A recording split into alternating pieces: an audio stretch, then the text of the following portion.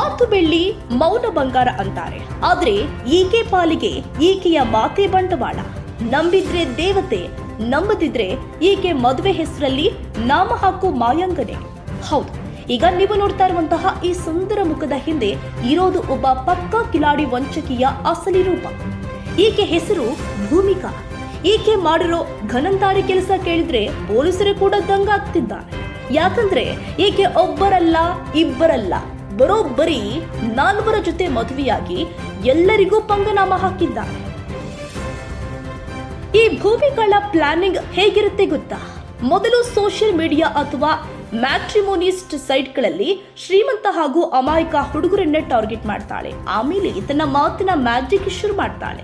ಈಕೆಯ ಮಾತಿಗೆ ಮರುಳಾಗದವರೇ ಇಲ್ಲ ಅನ್ನುವಷ್ಟು ಚಾತುರ್ಯ ಈಕೆಗಿದೆ. ತಾನು ತುಂಬಾ ಕಷ್ಟದಲ್ಲಿ ಇದ್ದೀನಿ, ನನಗ್ಯಾರೂ ಇಲ್ಲ ಅಂತ ಕಣ್ಣೀರು ಹಾಕಿ ಎದುರಿಗಿದ್ದವರನ್ನ ನಂಬಿಸ್ತಾಳೆ. ಆ ನಂಬಿಕೆಯನ್ನೇ ಬಂಡವಾಳ ಮಾಡಿಕೊಂಡು ಮದುವೆ ಅನ್ನೋ ಪವಿತ್ರ ಬಂಧಕ್ಕೆ ರೆಡಿ ಮಾಡ್ತಾಳೆ.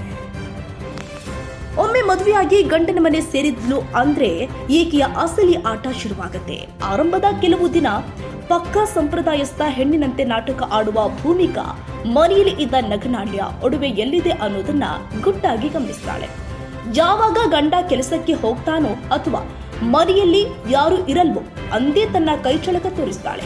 ಮನೆಯಲ್ಲಿ ಇದ್ದ ಚಿನ್ನಾಭರಣ, ಹಣವನ್ನೆಲ್ಲ ಬಾಚಿಕೊಂಡು ಯಾರಿಗೂ ಗೊತ್ತಾಗದಂತೆ ಎಸ್ಕೇಪ್ ಆಗ್ತಾಳೆ.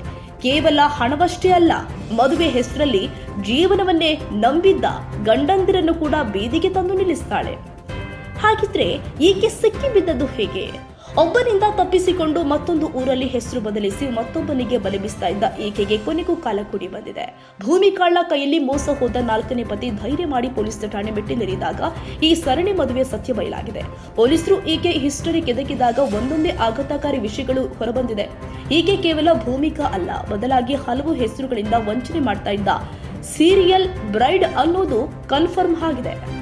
ಸದ್ಯಕ್ಕೆ ಈ ಕಿಲಾಡಿ ಭೂಮಿಕಾ ಪೊಲೀಸ್ ಲಾಕಪ್ನಲ್ಲಿ ಇದ್ದಾಳೆ. ಆದ್ರೆ ಸಮಾಜದಲ್ಲಿ ಇಂತಹ ಮಾಯಾಂಗನಿಯರು ಇನ್ನೂ 10 ಜನ ಇರ್ತಾರೆ. ಮದುವೆ ಅನ್ನೋ ನಿರ್ಧಾರ ತಗೊಳ್ಳೋ ಮುನ್ನ ಎಚ್ಚರ ತಪ್ಪಬೇಡಿ. ಈಕೆ ಕತೆ ನಿಮಗೆ ಏನನ್ಸುತ್ತೆ? ಕಾಮೆಂಟ್ ಮಾಡಿ ತಿಳಿಸಿ. ಲೇಟೆಸ್ಟ್ ಸುದ್ದಿಗಳಿಗಾಗಿ ನಮ್ಮ ಚಾನೆಲ್ ಲೈಕ್ ಮಾಡಿ, ಶೇರ್ ಮಾಡಿ, ಸಬ್ಸ್ಕ್ರೈಬ್ ಮಾಡಿ.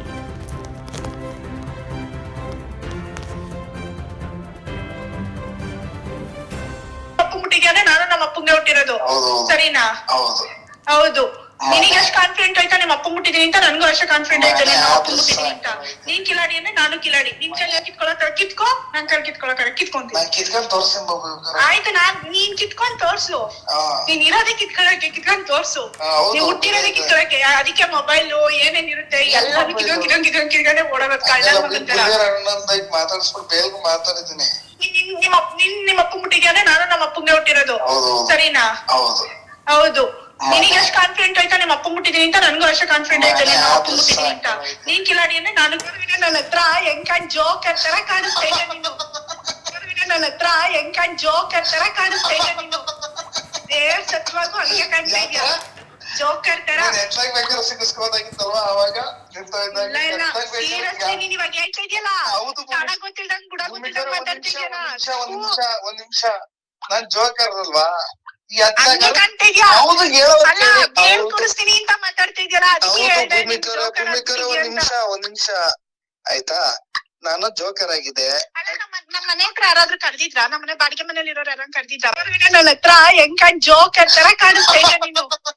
ದೇವ್ ಸತ್ವಾಗೂ ಹಂಗೆ ಕಾಣ್ತಾ ಇದ್ಯಾ, ಜೋಕರ್ ತರ. ಸಿಗಿಸ್ಕೋದಾಗಿತ್ತಲ್ವಾ ಅವಾಗ? ಸೀರಿಯಸ್ಲಿ ನೀನ್ ಇವಾಗ ಹೇಳ್ತಾ ಇದೆಯಲ್ಲ,